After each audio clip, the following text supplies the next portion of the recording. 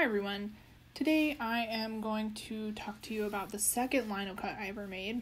I posted a video about the first one I ever did, my very first time trying it, and this one is more of a design test than practice with the materials.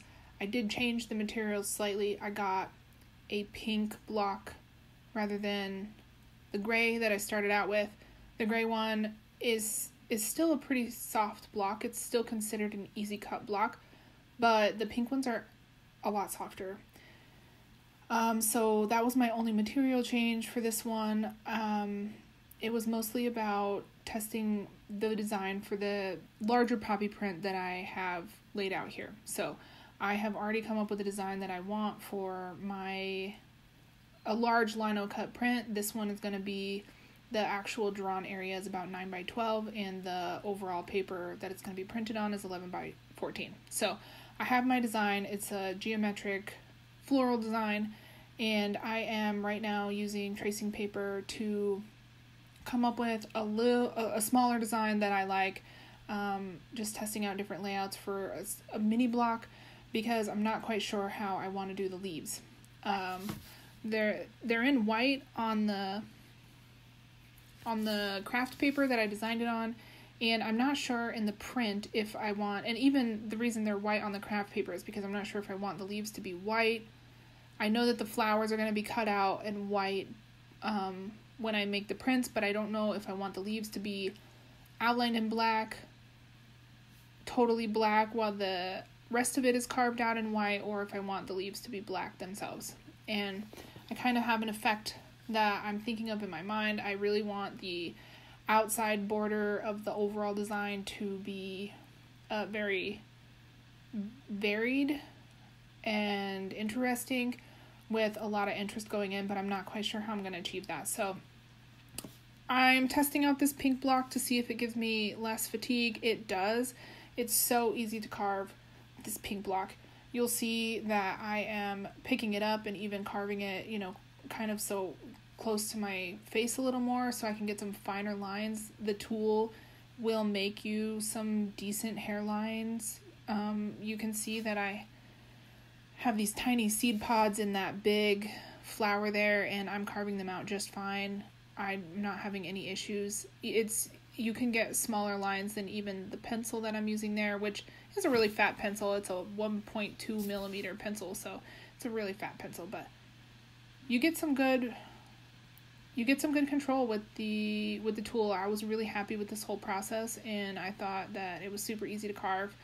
Right now in the video, I'm just coloring the flowers with an acrylic marker so that I can see better what it's going to look like in the final in the final print. I have carved the outline around my pencil lines for all of these flowers, and now I just have to clear out the middle sections. And so having the block be black with the gray one, it wasn't so bad. You could see, because when you carve into it, the inside of the gray block was a lot lighter gray than the surface color. But on this pink block, it's exactly the same color. It's like a pink eraser. It's pretty much the same feel of a pink eraser, although it doesn't smell like one, if anybody was wondering that. But it's the same exact pink inside, so it's a lot harder to tell what you're doing. I use acrylic paint later on as well in the final print, in the bigger one, and it just helps a lot. I would recommend, if you guys are getting the pink blocks, even if it's your first print ever, to go ahead and roll it with any color paint first so that you can get so that you can see what you're doing a lot easier. Although I will note that after I did it, I found out that it doesn't erase, or it doesn't wash off of the block. Whatever you paint on there is going to stay on there. So I would have done it a little bit cleaner than this and just done the edges of them if I knew that ahead of time, but it turned out fine. It doesn't really matter. You'll see at the end how it just kind of looks messy, but it doesn't affect your print at all, so it doesn't affect the overall end result. The block isn't as cute as it probably would have been if I well, I guess I could have colored it all black too if I really wanted it to be cute, so it's not too much of an issue, just something I noticed. So here I'm just finishing up clearing out the insides of all the flowers, and I knew that I was going to have those be white in the design. What I end up doing with the leaves in this one is I end up using the larger gouge. I think I used the size 3. I'm painting it first to try to see if how it looks in white. My marker's not really working. I end up using a super light gray just to add in the overall, like, just the basic design so that I know where I'm gonna carve. And this is it was an empty Molotow marker. You can buy them on Jackson's, and I just filled it with my own mix of acrylic paint. I have the Molotow black and the Molotow white, the pretty large refills for the paint markers, and I just mixed my own gray in there in these markers. I have 3 different grays, medium, light, dark. So I'm just using this marker to lay out where I want the paint. While it's still wet, it's really easy to just wipe away. So if I don't like a line I made, I'm just rubbing it out with the paper towel so to get it, till I get a design that I like. Then once I have sort of the basic layout the way I like it, I actually go back to using the number 3 gouge, and I'm just carving them out like brush strokes, kind of. I start out with a lot smaller one and decide that I want the leaves to be a little thicker, so then I move to the size 3.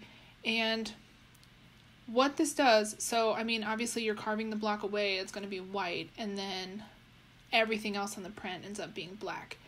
And I actually end up being pretty happy with this design, but it's not quite what I wanted. What I really wanted, and what I found out by doing this, is that I wanted all the leaves to be black. To me, just the tool being shaped exactly like the leaves and being perfect for carving them out just kind of like sparked my brain and inspired me to do them as brush strokes, kind of like if you would have take a paintbrush on a piece of paper and brush them in one stroke at a time, one stroke for each leaf. It was kind of that concept that the tool was just perfect for it, and because they're long, stringy leaves, and so that's where it was leading me to do that. And then, but the design idea I had in my head was not really that. I did try another piece to this once I printed it. So I printed it like this with the leaves white and all the background being black. And then I liked that a lot, actually, but it wasn't quite what I was going for. So the next thing that I tried was I actually cut out everything around all the white leaves so that they were just outlined. And then I made prints in that. And I didn't like it as much as I liked the black on white.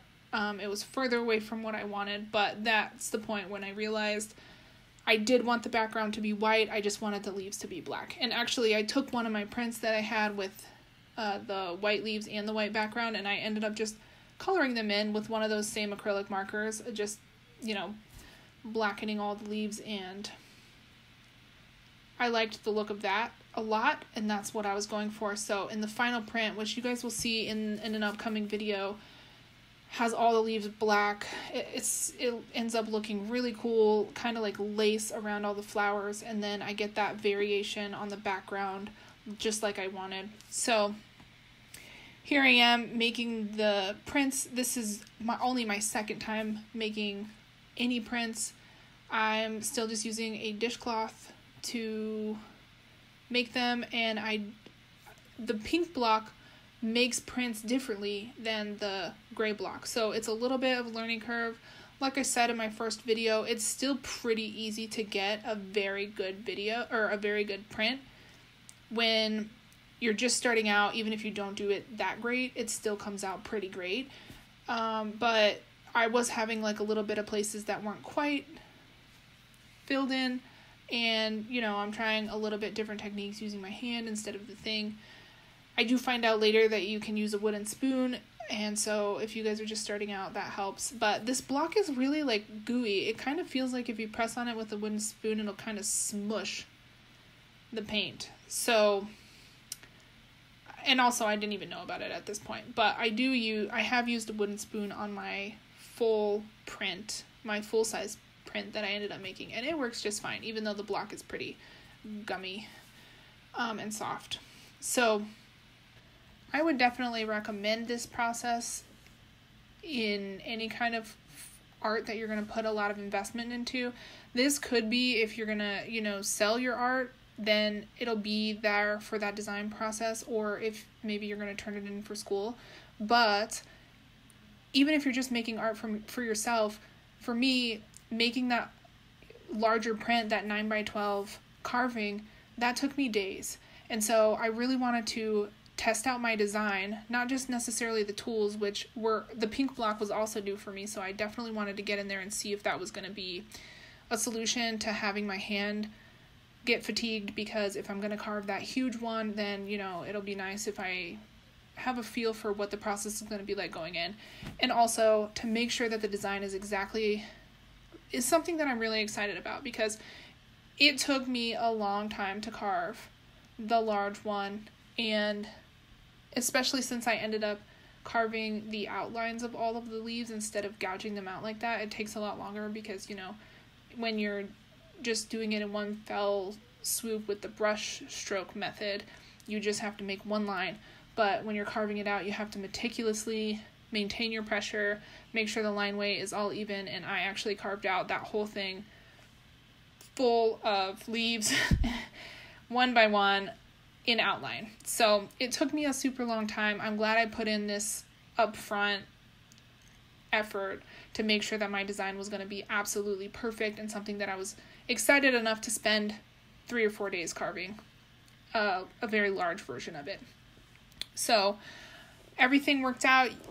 If you thought this video was great, if you're interested in the design you can see on the craft paper in the background, please check out my next video. It's something I'm really proud of. It's one of those good ones. So I hope you all liked it. I hope you all like the next one.